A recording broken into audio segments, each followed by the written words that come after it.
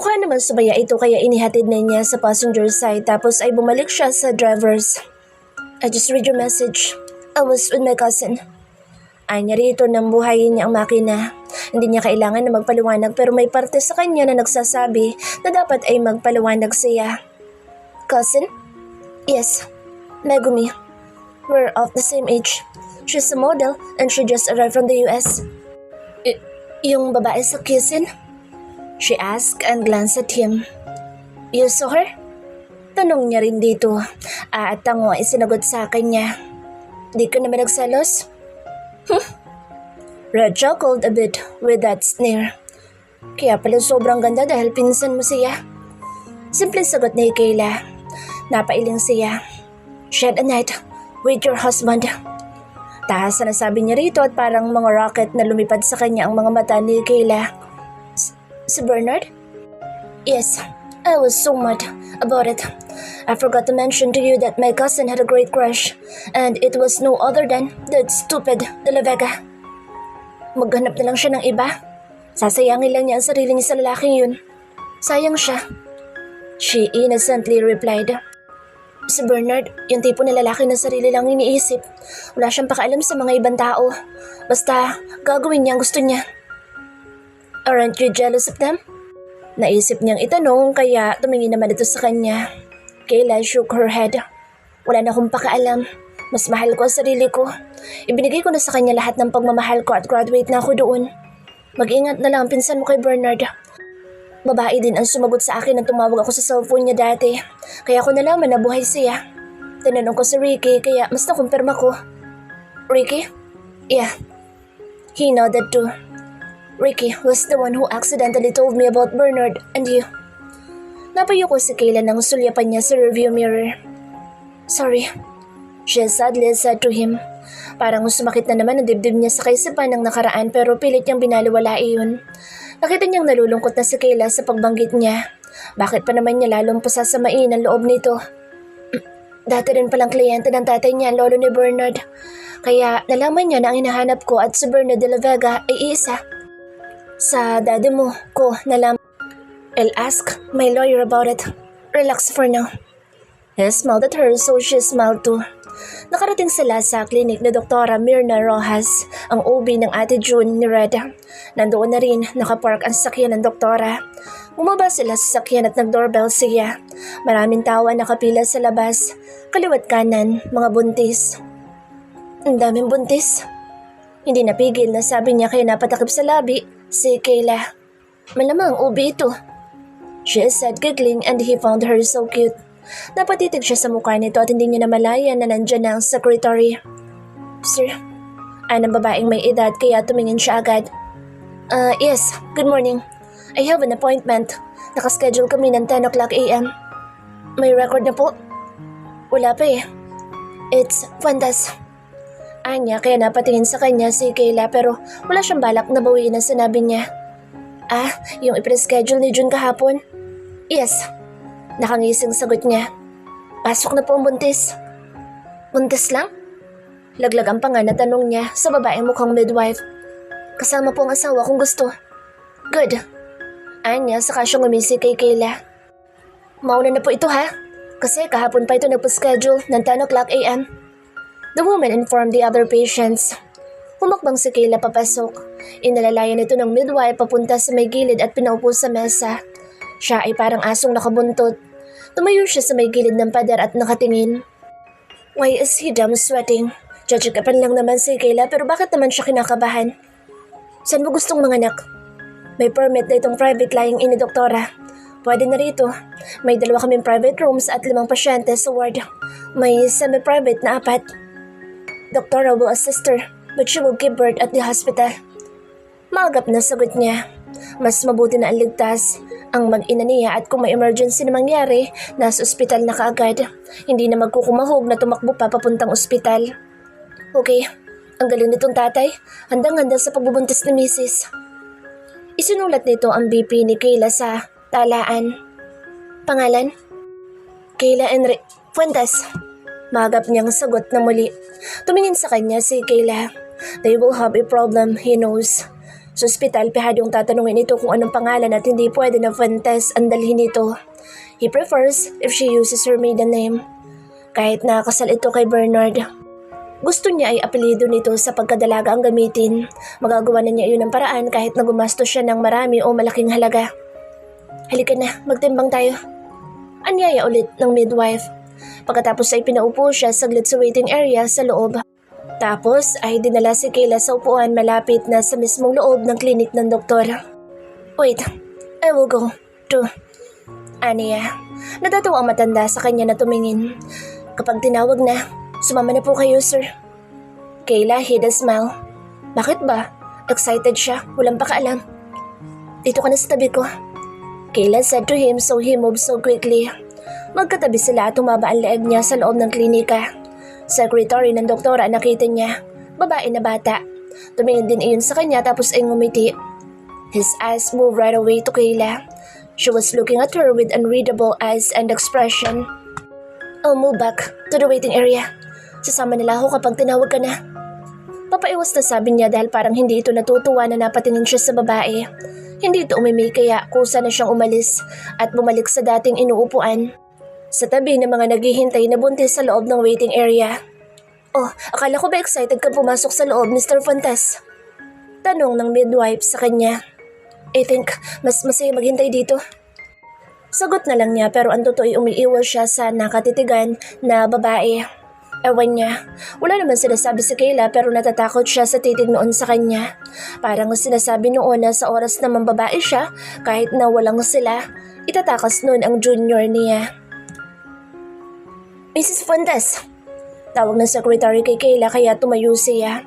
Yun ay matapos siyang utusan noon na umihi na daw siya. Mas mabilis si Red dahil nakarating kaagad sa tabi niya at parang ilang hakbang lang ang ginawa. Natatawa siya sa mga kilos nito. Para ito excited pero may kasamang nervyos. Masaya siya. Masaya siya na tutulungan siya nito sa annulment pero babayaran niya lahat ng gagastusin nito kahit naabutin pa siya ng pagtanda.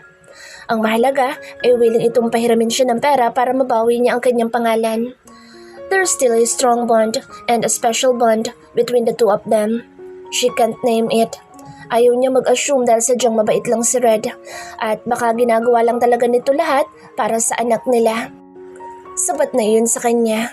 Nagkamali lang siya ng pakilala sa kanyang sarili pero hindi naman siya talaga taong mapagmalabis sa kapwa. Lumapit siya sa secretary na kitang-kita kung paano titigan si Red. She simply just ignored it but deep inside, she was insecure.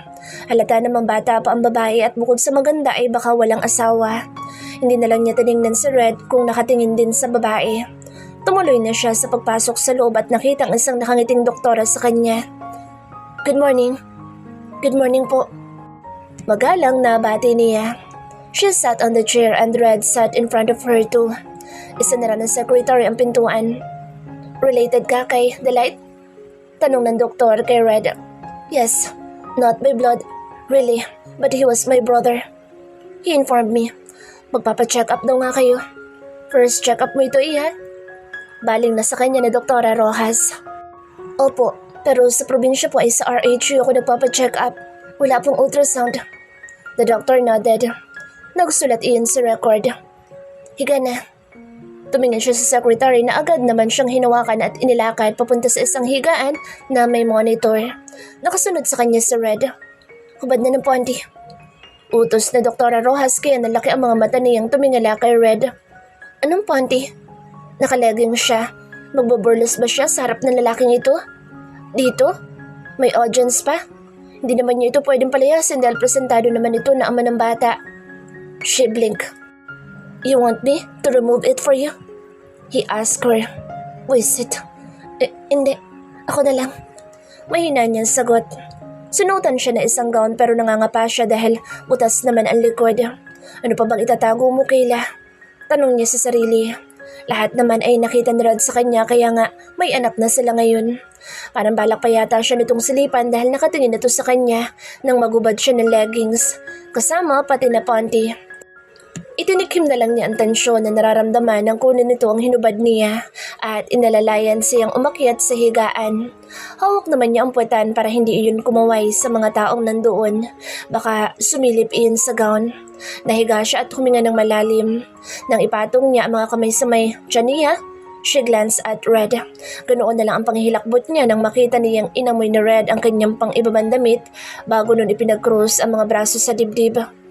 Langyang lalaki ito, parang pulang-pula mukha niya. At curious siya kung anong amoy ng kanyang leggings. Huwag naman sana na sentro ng pundiyo ang naamoy nito. This is transvaginal ultrasound. First ultrasound kasi ito. Dr. Rojas said. Transvaginal? Sa puwerta niya? Naupo ang Dr. Cecilia at nag-a-assist naman ang secretary. Kinuha noon ang mga gamit sa loob ng drawer tapos ay ang pahabang aparato na parang pang-scan ng barcode sa grocery. Dangan lang ay oblong lang ang hulma. The doctor bent her knees and ported her thighs. Sinilip siya noon. Naglagay yun ng plastic sa aparato tapos ay may ibinuhos na parang gel. She felt so nervous when it was put under her cover. Relax. Hinga ng malalim. Sumunod naman siya hanggang sa mapangiwi siya nang maramdaman niyang may pumapasok sa kanyang pagkababae. May nakita na siya sa monitor kaya napangiti siya. Si Red ay kandahaba alig na nakatunganga. Nandito siya. The baby is still so tiny. Oh, I see. Some blood around. What does it mean? He immediately asked the doctor. This causes miscarriage, but we'll take care of it. There's nothing to worry. Myrna assured them. Nakahinga din siya ng maluwag dahil sa sinabi ng doktor. As of now, ito pala ang makikita natin at ang kanyang actual age. Sa susunod, buo na, of course. Napatingin siya sa kisame. Bigla niyang naalala ang ina niyang nagkaroon ng komplikasyon. Nakaramdam siya ng takot. Doktora? Ano niya? Si Mama po. Namatay ang kapatid ko sa tiyan niya nung buntis po siya. Tapos namatay din po si Mama. Ayoko pong mag-isip na masama pero hindi po ba kami matutulad ni baby? Maluhaluhang tanong niya. Magpapa-check up ka sa akin every month. Kapag malapit na ang due mo, twice a month. At kapag 9 months na, every week. If you're afraid, may mga nabibili tayong device na pwede mong marinig ang heartbeat ni baby kahit nasa bahay ka. Pero ngayon, wala ka pang maririnig. Gusto ko po noon. Of course. Nakangiti nitong sagot sa kahinaplos ang kamay niya. Huwag kang matakot. Aalagaan ka namin dito. Your husband knows that. Ako ang doktor ng asawa ng kapatid niya. Red nodded at her. Nang matapos ang ultrasound ay dahan-dahan siyang bumangon. I'll take care of her. Red told the secretary. Ito na nag-assist sa kanya at tinulungan siyang makababa sa medyo may kataas na higaan. Dahan-dahan. Ano to sa kanya nang isuot niya ang kanyang panty at leggings. Hindi ka na nakapunta sa office. Ay niya rito. Maliit na bagay. Ihatid muna kita sa penthouse bago ako pumunta sa office. Naupo siya muli sa harap ng doktor at nang lingunin niya sa Red ay iniabot ng babae ang isang litrato dito na galing sa print ng ultrasound. She saw him keep the photo inside his wallet. Then he walked toward her. These are your vitamins. Iinom ka once a day pero itong gamot ng baby natin ay umaga. Opo, Doc. Sagot ni Kayla sa babae. Okay na. I'll see you next month, ha? Opo. Thank you, Doc. Red said, and the doctor nodded and smiled. I'll just wait for you in the car, sweetie. Bulong na Red sa kanya nang humarap sila sa secretary. Sweetie? He just called her sweetie again. Napatango siya dito at agad itong tumalikod kahit na nakatingin dito ang babae. Sinarilin niya ang pagngiti. Iwas na iwas si Red sa babaeng walang humpay ang pagtitig pero bigla niyang naalala ang pambayad. Hoy, agad niyang tawag sa binatang papaliko na sa may pader. He immediately looked back. Pambayad. Ayon niya rito kaya natawa ito agad dahil halos pandilatan niya ito ng mga mata. I forgot. He said and pulled out his wallet from his back pocket. Bumalik ito at iniabot sa kanya ang wallet saka ulit mabilis na lumayas. Parang iwas na iwas talaga ito. Hinarap naman niya ang babae na kanina pa hindi matanggal ang mga mata kay Red na para bang iyon ang buntis at hindi siya. Magkano? Magalang pa rin na tanong niya. 3,800 po. Ang mahal naman. Anya sa isip. Isang bagsak na check-up, ganun agad. Ginto ba ang ultrasound na ginabit sa kanya? Binuksan niya ang pitaka na Red at kumuha doon ng pera. Para siyang nahihilo dahil sa presyo ng check-up niya. Pagkatanggap niya ng paper bag na may kasamang prenatal book, Red was waiting for her at the door. Binuksan nito ang pinto saka siya lumabas. Pagdating nila sa loob ng sasakyan na ibinalik niya dito ang wallet. 3,800 lahat, sabi niya. Ang mahal? Red chuckled and shook his head. Not really. It's okay. Ihatid na kita sa penthouse. You have to rest for a while and wait for me there, okay? Marahan siyang tumango dito. Pinausad naman ito ang sakyan at wala lang siyang imik. I heard your mother's story. I'm sorry. I don't want to bring it up for a topic but I want to know. Ano to kapag kuwan sa kanya? Totoo yun. Sagot na lang niya rito. Si Mama ay namatay noong buntis siya. Sabi, nalason daw ng batang patay sa loob ng tiyan kaya nagkakomplikasyon na. Alam mo naman sa probinsya, hindi naman tulad dito sa Maynila. May mga ospital na napapabayaan na ng gobyerno. At doon naman napunta si Mama dahil doon naman ang takbuhan ng mga pobreng tao. Siguro ay talagang oras na rin nila ng kapatid kong bunso. Hindi ko lang nakakalimutan ay nang iburol sila na magkasama sa kabaong. Maluhaluhang kwento niya. Nasa ibabaw sa bibi ng tiyan ni Mama. Kaya ako napatanong kanina kasi bigla ako natakot. Nothing will happen to you. Magpapacheck up ka parati at sa baby. If his heartbeat can be heard, we'll buy that fetal Doppler. May ganun sa attitude noon. Don't think about dying. Think about living a life with our baby. She nodded and smiled. Hindi naman ako pababayaan ng Diyos sa ni Mama. May pera ka naman pampadoktor. Tumawa ito ng malakas sa sinabi niya. Of course. Natatawa rin siya. Kayla knows that life doesn't rely on money or how wealthy a person is. Ang buhay ay may hangganan lang talaga at kung talagang oras na, walang pera ang pwedeng makapagsalba sa buhay ng tao. Sa kaso ng ina niya, rason lang ang kawalan nila ng pera para sa pribadong doktor magpa-check up. Her mother's life was really meant to end there and so was her unborn sibling. Swerte na rin talaga siya ngayon na may karamay siya kahit paano. Kahit na galit sa kanya ang ama ng anak niya ay pinaninindigan nitong matibay ang pagiging isang tatay. Salamat pala. Anya rito. Nandito ka at may kasama kami ni Baby. Kahit na may asawa kong tao, hindi mo pinagdudahan ng bata. Kung tutuusin ay pwede kong sabihin na iyo ito kahit na hindi dahil mayaman ka. Pero naniwala ka sa Ate Rose ko na sa iyo ito. Red sighed a bit. Let's just say that I never met you as a social climber. As simple as that. And you hid and never told me. Kung yaman ang gusto mo, ang una mong gagawin ay pilitin akong papaniwalain na akin ang bata. And I'm thankful to. Despite being a married woman, you still choose to keep the baby. Ngumiti siya dito. Yes, of course. Anak niya ang bata at karugtong ng puso niya. Kahit na unang beses ito na magiging ina siya, parating mananaig ang pusong ina niya na kahit patayan pa ay ilalaban niya ang kanyang anak. Kahit na kanino man. No! Galit na sigaw ni Annalyn sa loob ng mansyon ng mga Straves. Nang ibalibag niya ang vase sa sahiga, eksakto na pumasok ang ama niya sa main door. Maluha-luha ang babae dahil sa nabalitaan niya. Kumpirmado ni Dennis Bustamante na buntis ang janitress na kanyang pinag-iinitan na umagaw ng tuluyan sa lalaking dapat ay para sa kanya. Nagkukumahog na nga siyang mabawi iyon. Tuluyan pang nasulot dahil sa batang nabuo dahil sa pagtataksil. Bernard has to know.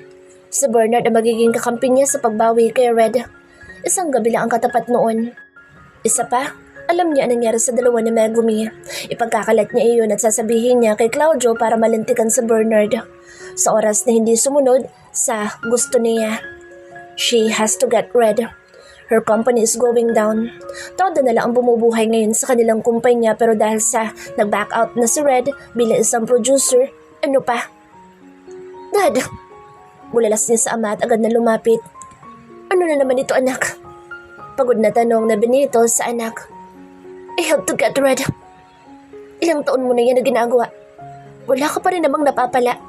Hindi mo kasi inaayos sa sarili mo, Ann. Masyado kang paisi-isi at kung ano-anong impulsive decisions ang ginagawa mo. You created a scene during my birthday. Ikaw ang nag-umpisa na lahat. Tingin mo ba ay hindi yun malalaman ni Red? He was wiser than you think. Now tell me, paano pa? He's the only one who can save our company but now? Asahan mo na ang tuluyan natin na pagbagsak, Annalyn. Dasmayadong sagot nito sa anak. No! Giit naman ng babae. May kakampi pa ako, Dad. Just watch. Benito sighed and felt so exhausted. Pagod na ito sa anak na parang hindi nang mature at hindi na kontento. Nang nagkagusto rin dito, si Red ay nakuha pa ni Anne na maghanap ng iba. Wala na siyang magagawa pa rito. Hindi naman siya nagkulang ng pangaral. He couldn't even afford to send a bill for the damages during his birthday party. Why? Alam niya sa sarili na si Anne ang may kagagawa ng away ni Bernard at Red. He wanted the Fuentes too, but if they don't want them, wala na siyang magagawa. Makikiusap na lang siya muli kay Red na panatilihin ang pagiging producer ng Toda Max para huwag naman tuluyang bumagsak ang kanyang kumpanya. Since the president found anomaly in his network, it was shut. Hindi na nila iyon nabuksan, kaya nangyari ay nauwi sila sa mga pagpapalabas sa sites. But the profit isn't that good anymore, not twice as much when the network was still operating. I will get Red. Hindi pa bagsak ang Stravesnet. Hindi. Mariin na sabi ni Annalyn habang nakatingin sa kanya pero hindi siya umimik. Hindi na nito mababawi si Red at yun ang tingin niya. Kung noon ay hindi nito nagawa na kunin ang buong loob ng binata, mas lalo pa ngayon na may iba na iyong gusto. Bakit hindi ka nila makiusap na ituloy ang partnership sa balak na expansion ng Toda? Mas mabuti pa siguro na ganoon. Ako makikiusap? Hell no, Dad. Just wait. Kumurap si Anne at saka nagmarchang papaalis sa harap ng ama niya. Hawak niya ang smartphone at hinahanap ang number ni Bernard na ipinasave niya noong gabi ng party ng kanyang ama. Kailangan na niya ipunin ang kanyang kakampi para makuha ang gusto niya sa buhay. Awa ang naramdaman ni Red nang sandali na mapakinggan niya ang kwento ni Kayla sa kanya. Wala silang panahon noon na magkwento ng malalalim sa isa't isa at ang pagkikita nilang muli ngayon ay parang nag-uugnay sa kanila sa mas malalim na koneksyon. Ramdam niya sa boss nito ang lungkot at pangungulila sa pamilyang nawala. And your dad? He asked after a while. Totoo yung kwento ko sa'yo. Talagang tinamaan ng kidlat si Papa sa gitna ng bukid. Ang hindi lang doon totoo ay gagamitin ko ang pera sa pagtubos ng kabukiran. Pero totoo na may bukid na naiwan si Papa. Hinabol yun ng mga anak ng dating may-ari. Ipapakancel daw ang titulo. Kaya hindi ko nagawang isala kahit na nangangailangan ako. Kahit paano ay malaki ang tulong nun sa akin at sa Chamining. And Bernard knew everything? She nodded. Oo, nagkukwento naman ako sa kanya mula umpisa. Pero wala naman siguro siyang pakialam kasi nagawa pa nga niya akong gamitin para sa mga plano niya. Tanga nga siguro ako. 3 years? I don't think so, matatawag kang tanga. You just invested your true feelings for him. Ang kaibahan lang, hindi siya nag-invest ng totoong pagmamahal sa iyo. It was like dots, and I didn't consider my dad foolish. He was in love with his first wife. They got married. Rebound lang pala siya sa first love ng babae. And he met Mom. He both Mom. Umiti siya at ito ay nanlaki ang mga mata. Totoo? Totoo. Ooperahan si O sa puso at malaking pera ang kailangan. Uso nun sa daddy ang bumili ng babae mga nangangailangan. Let's say, I don't know, perhaps it was also his way to get some attention, affection, love. And he discovered how kind my mom was. He fell in love with his mistress. Kibit balikat niya. Kaya ko nag-aalala ka sa akin tungkol kay Bernard. Sanay ako sa kontrobersiya. I've been through the worst. Nakakahiya pa rin sa mga magulang mo. Akala ko ay makakalabas ako ng tahimik sa kung anong ginawa ko pero hindi pala. He chuckled. Hindi naman kita paalisin ng tahimik lalo na't buntis ka. Natawa din ito ng konti. You'll have a baby of your own. Anak na natin na magiging pamilya mo kahit nawala ang mama mo at kapatid mo. They will guide you. Sumulyap ito sa kanya at tumulos ang labi. Naniniwala ka sa ganun? Of course. Galing ako sa makalumang pamilya. Laking probinsya ang mommy ko. Naniniwala ako sa mga sinasabing guidance ng mga ninunong na wala ako pamilya. And of course, guidance of the Lord. Ang bait mo talaga. At gwapo. Dugdong kaagad niya rito kaya natawa ito ng sobra. She nodded. Totoo naman. Langya, hindi siya nakaimik. Alam naman niyang gwapo siya pero ang sabihin ni Kayla iyon, kinikilig siya sa loob-loob niya. Huwag itong bibiro-biro sa kanya dahil gahibla na lang ang pagtitimpin niya dito. Kanina na magubad ito ng leggings, ibang nasa utak niyang marumi. God, konti na lang at baka maniwala na siya na totoong ayaw na nito sa asawa nito. Sana nga. Nang dumating sila sa penthouse ay ipinabukas na ito ng gwardiya ng pinto ng sakyan. Bye-bye. Ano to sa kanya? Bye. He also said and watched her as she went inside. Sa kanya pinaandar ang sakyan nang wala na ito at pumasok na sa elevator. Umiti siya na may kasamang buntong hininga. Ganito ang pakiramdam niya noon sa Australia na maghiwalay sila ni Kayla. He feels so empty. Ngayon kapag wala ito sa tabi niya parang may kulang pa rin. Pero kapag nakikita niya ay nagiging panatag siya at parang buo ang lahat ng kailangan niya. To achieve something right by doing something wrong is still not justifiable. But how? Paano niya ipaliliwanag? Ano ang mas tama? Hayaan niya na tuluyang maghirap si Kayla kay Bernard? Hell no. Napakurap si Kayla nang pagbuksan niya ng pintuan sa Melo. Pupungas-pungas pa siya dahil nakatulog siya sa panonood ng pelikula. Good afternoon, miss. It's nice to see you again. He told her. May dala itong bilaw at alam niyang pagkain iyon at ilang paper bags. Ngumiti siya. Kabuntot nito ang mga lalaking may dalang kama. Pinapunta ako ni sir dahil hindi raw kayo sumasagot sa tawag niya. Ha? Nakatulog kasi ako. Pasok na kayo.